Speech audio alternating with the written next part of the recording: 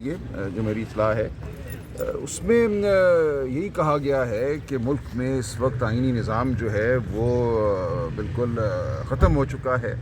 اس وقت ملک میں جس طرح سے لوگوں کو اغوا کیا جا رہا ہے اور کوئی اس کا حساب نہیں ہوتا، ہم عدالتوں میں جاتے ہیں، عدالتوں میں آ کے تمام پولیس کے ادارے دیگر ادارے آ کے کہتے ہیں ہمیں کچھ خبر نہیں ہے، اور پھر وہ شخص 40-50 دن کے بعد مل جاتا ہے، کہا جاتا ہے کہ اس کو کسی نے اغوا کر لیا تھا یا یہ شمالی علاقہ جات چلا گیا تھا سیر کرنے، اور وہ پتھرائی ہوئی آنکھوں کے ساتھ آتا ہے، اس کی زبان بند ہوتی ہے، وہ منظر سے غائب ہو جاتا ہے۔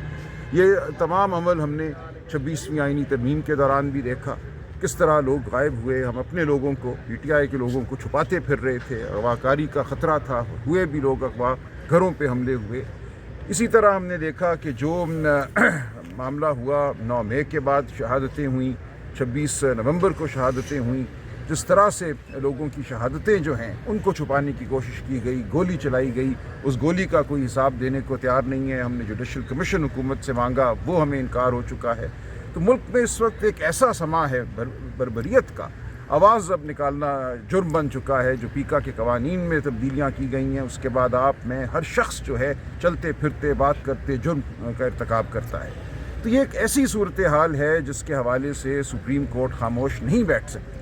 سپریم کورٹ پہ واجب ہے کہ جو طاقت آئین نے سپریم کورٹ کو دی ہے اس کا استعمال کیا جائے۔ متعدد پٹیشنیں سپریم کورٹ کے سامنے دائر ہو چکی ہیں جو 15 مہینوں 18 مہینوں سے پڑی ہوئی ہیں، جن کی سنوائی نہیں ہو رہی۔ تو عمران خان صاحب نے بہت مواد بھی دیا ہے اس خط کے ساتھ، یہ تمام باتیں اس میں لکھی ہیں، کیسے جھوٹے مقدمے لوگوں پہ بنائے جاتے ہیں، ایک مقدمے میں کوئی بری ہوتا ہے تو اس پہ 10 مقدمے اور بن جاتے ہیں۔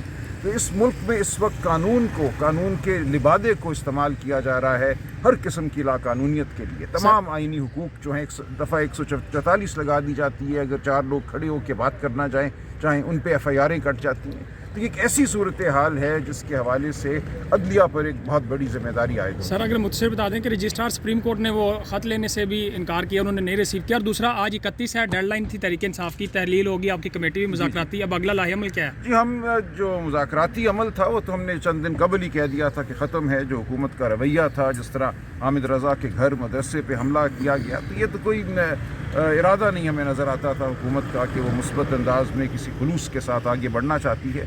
وہی جو مذاکراتی کمیٹی تھی اب وہ رابطہ کمیٹی میں تبدیل ہو چکی ہے۔ ہم تمام ملک میں تمام جمہوریت پسند قوتوں سے گفتگو کر رہے ہیں، ہم مل رہے ہیں لوگوں سے، اور ہم یہ سمجھتے ہیں کہ اب پاکستانی قوم کو یک آواز کھڑا ہونا پڑے گا اپنے حقوق کے لیے۔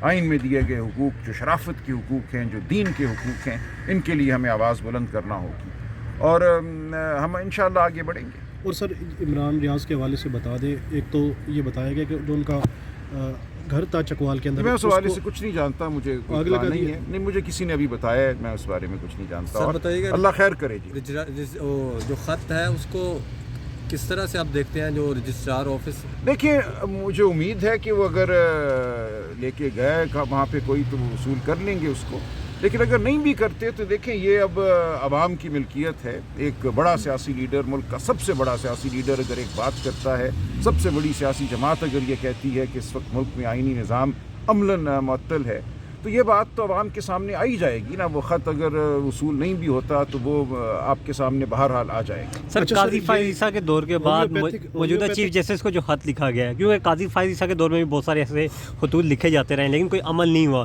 تو کیا قاضی فائز عیسیٰ کے بعد جسٹس یحییٰ آفریدی؟ ہم دیکھیں گے، ہم تو کوشش ہی کر سکتے ہیں نا۔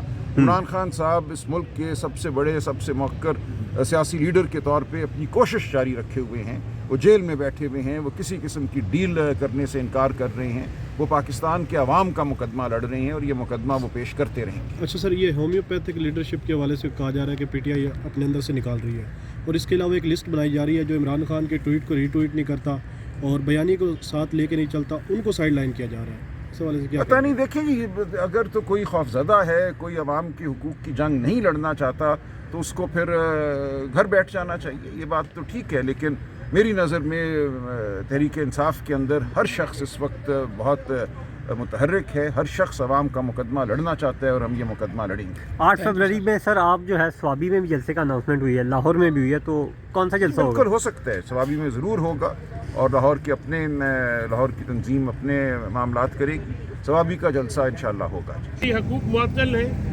ملک میں آئین معطل ہے۔ आज इमरान खान साहब ने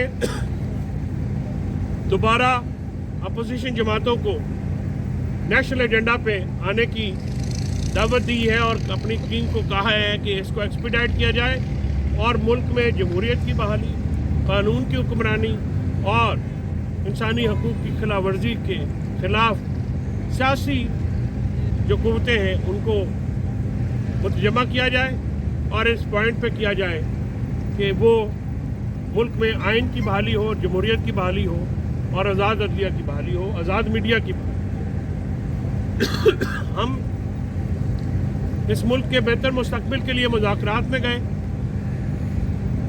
जिसमें खान साहब के मुकदमात, उनकी रिहाई मतमय नज़र नहीं थी। हमें ये तासर दिया जा रहा है कि हमने मुज़ाकरात मुअत्तल किए हैं। हमने मुज़ाकरात मुअत्तल नहीं किए हैं, हमने हुकूमत के साथ मुज़ाकरात मुअत्तल किए हैं। हमारी दीगर सियासी जमातों के साथ, सियासी कुव्वतों के साथ हमारे मुज़ाकरात जारी हैं।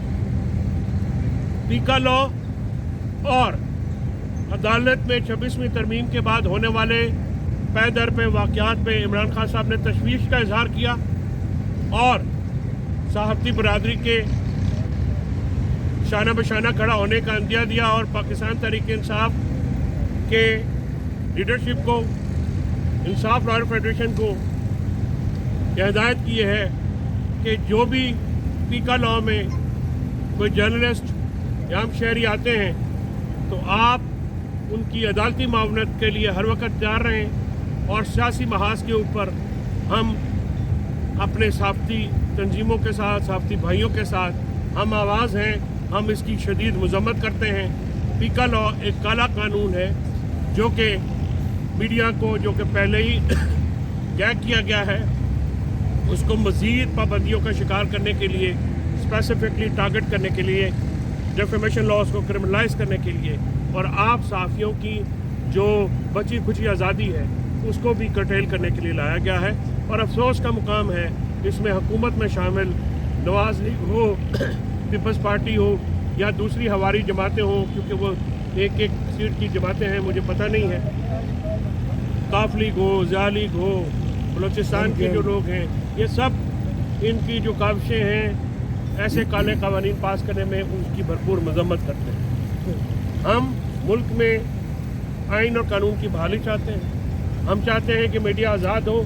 आज़ाद मीडिया सवाल करता है और जमहूरियत में सवाल करने की आज़ादी हो। इस मुल्क में सियासी इख्तिलाफ का इजहार करना दहशत गर्दी बना दिया गया है। इख्तिलाफ राय बना की आवाज़ निकालना को भी दहशत गर्दी करार दिया गया।